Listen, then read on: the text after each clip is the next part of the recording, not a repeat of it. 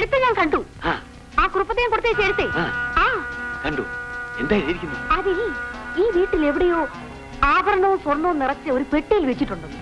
ഓ, അത് ശരിയായിരിക്കും. എവിടെയാണെന്ന് എഴുതിയിട്ടുണ്ടോ? ഇവിടെ എവിടെയാണ്? സാരമില്ല, ഞാൻ അറിയാത്ത സ്ഥലം ഏതാ ഇവിടെ, ഞാൻ കണ്ടുപിടിച്ചോളാം. അതിൽ ഒരുപാട് സ്വത്ത് കാണും. കാരണം ഗോപിയുടെ അമ്മ രാജകുടുംബത്തിൽപ്പെട്ടതാണല്ലോ. അവരുടെ സ്വത്ത് മുഴുവനായിരിക്കും. ഈശ്വര അറിഞ്ഞിരുന്നെങ്കിൽ അത് എന്റെ ഇരുന്നേനെ. സാരമില്ല, ഞാൻ ഏറ്റു. ഇനി എന്റെ അവകാശം രാമൻ നായരാ. അപ്പൊ എന്റെ കാര്യം? ഓ, അത് പിന്നെ പ്രത്യേകം പറയണോ? ഇനി രാമൻ നായർക്കുള്ളതൊക്കെ നിനക്ക്, നിന്റെയൊക്കെ എനിക്ക്. ഒന്ന് വീട് ചേട്ടാ, പറഞ്ഞാ കേക്കില്ല. ചേട്ടൻ പോ, വൈകുന്നേരം ഞാൻ വരാം. ഞാൻ പോവില്ല. ഉയ്യോ, ആ കിളവൻ കയറി വരും. ഏത് കിളവൻ? ആ രാമൻ നായര്. വൈകുന്നേരം അവിടെ എന്തോ പണിയുണ്ട്, എന്നെ വിളിക്കാൻ വരാമെന്ന് പറഞ്ഞതാ.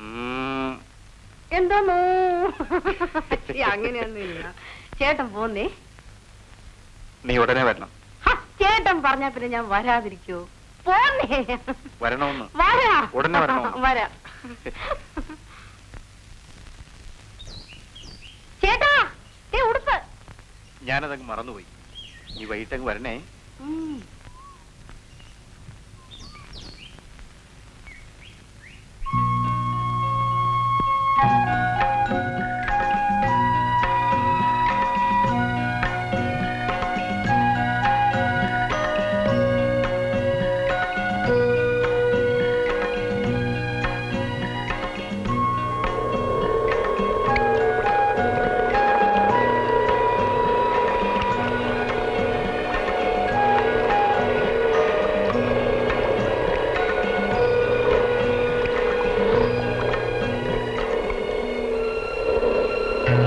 അവനെ ഞാൻ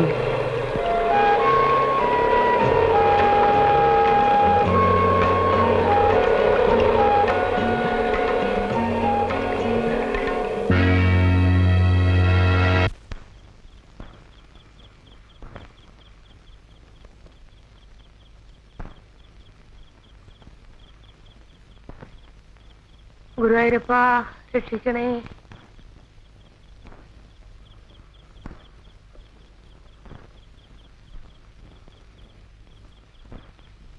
അമ്മേ, അമ്മേ.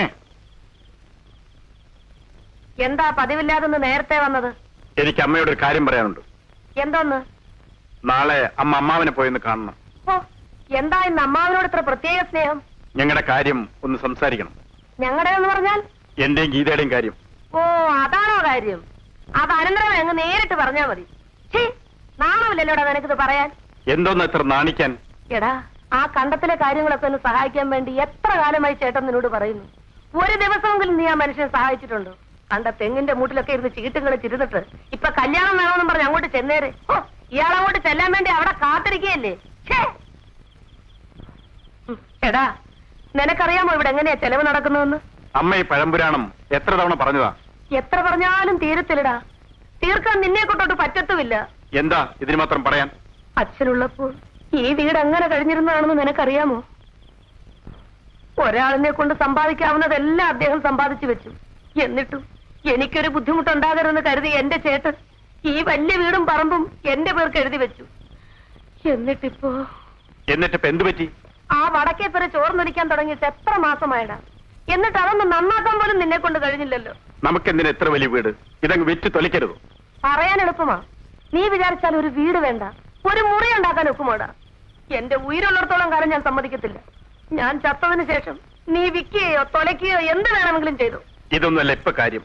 അമ്മ നാളെ പോയി അമ്മാവനെ കാണണം. എന്നെ കൊണ്ട് പറ്റിയല്ല. അതെന്താ? അവൾ എന്റെ മുറപ്പെണ്ണല്ലേ? അതിന് അവളോട് സമ്മതിക്കണ്ടേ?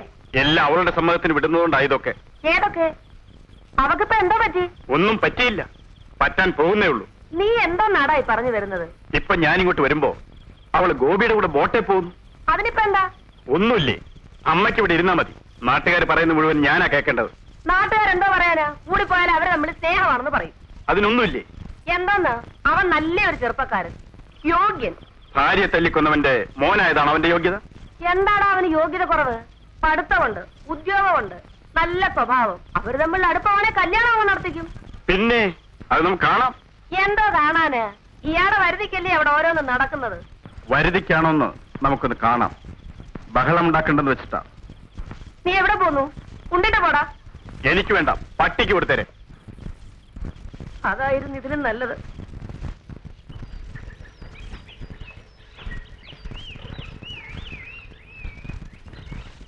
അല്ല ഗോപിയോ, ഞാനേ പറഞ്ഞ് വായിലോട്ട് ഇട്ടതേ ഉള്ളൂ. നമുക്ക് ചില കാര്യങ്ങൾ പറയാനുണ്ട്. ഞാൻ ഈ ബോർഡും തൂക്കട്ടെ. എന്താണോ ഇത്രയും വേഗം ഊണ് തീർന്നു? ഊണുണ്ടായിട്ട് വേണ്ടേ തീരാൻ? നിന്നോട് ചോദിച്ചോ? അല്ല, അവൻ പറഞ്ഞതിനും കാര്യമുണ്ട്. ഇതിന്റെ പുറകിലൊക്കെ ചരിത്രമുണ്ട്. എന്നിട്ട് ഞാൻ ആദ്യം ജോലി ചെയ്യുന്നത് താജ്മഹൽ എന്നൊരു 5 സ്റ്റാർ ഹോട്ടലാണ്. അതിന് തൊട്ട് മുമ്പ് കുത്തബ് മിനാർ എന്നൊരു 10 സ്റ്റാർ ഹോട്ടലാണ്. ഇപ്പൊ ഞാൻ ഇവിടാണ്. എന്നിട്ടെന്താ അവിടെ നിന്ന് ഇങ്ങോട്ട് തിരിച്ചു പോന്നത്? അതേ രാജ്യസ്നേഹം. ഇതിപ്പോ നോ സ്റ്റാർ ആണ്. ഈ 5 സ്റ്റാർ ഹോട്ടലിലും 10 സ്റ്റാർ ഹോട്ടലിലും no meals, no room, house full എന്നീ ഇല്ലാന്നർത്ഥം വരുന്ന വാക്കുകൾ എഴുതി വെക്കുന്നത് ഒരു ഫാഷനാണ്.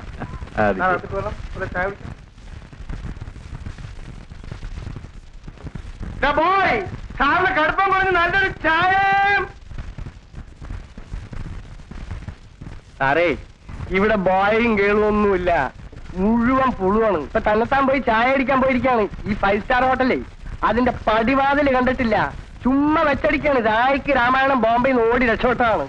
ഇങ്ങനെയുടെ വാതിലും പേടിച്ച് ഇവിടെ പലരും ചായ കുടിക്കാൻ വരാതെയായിട്ടുണ്ട്. പിന്നെ ചായ എന്ന് പറഞ്ഞാൽ കൊച്ചപ്പന്റെ ചായ, അത് കൊച്ചപ്പൻ തന്നെ വേണം. സാറിവിടെ ഇരിക്കണം.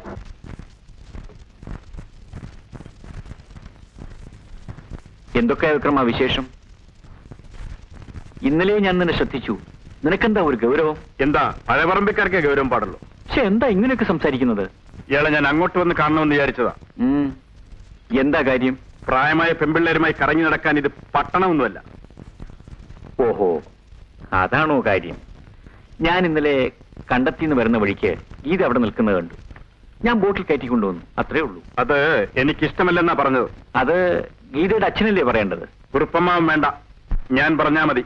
എന്താ വിരട്ടുകയാണോ? അതെ. കളവിക്രമ, കാലത്തെ ജോലി ഉണ്ടാക്കി വെക്കാതെ. നമ്മൾ തമ്മിൽ ഇത് വേണോ? നമ്മൾ തമ്മിലെന്ന് പറഞ്ഞ നീ എന്റെ ആരാ? ചൂടാകാതെ വിക്രമ. ചൂടായാൽ നീ എന്ത് ചെയ്യൂടാ? എടാ, പഴപറമ്പിക്കാർ ചട്ടം പിത്തരമൊക്കെ ഭാര്യമാരെടുത്ത് നടക്കുള്ളൂ. പിന്നെ ക്ഷമയ്ക്കും ഒരു അതിലുണ്ട്. എന്റെ വീട്ടുകാരെ പറ്റി വല്ല അനാവശ്യവും പറഞ്ഞാൽ നീ എന്ത് ചെയ്യൂടാ?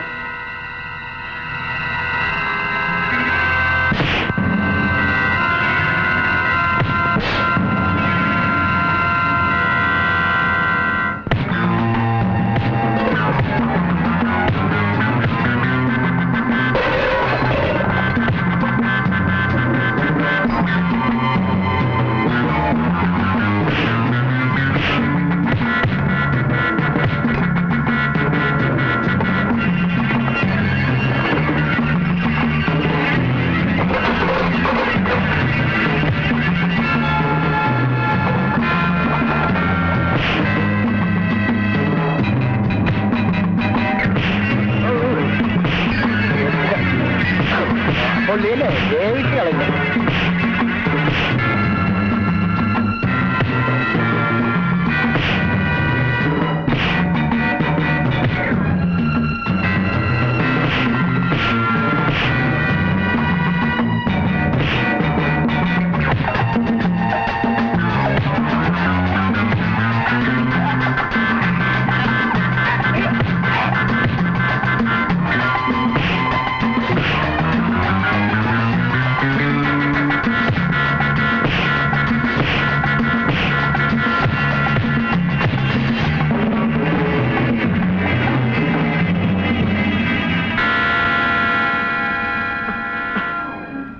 മതിയായോടാ?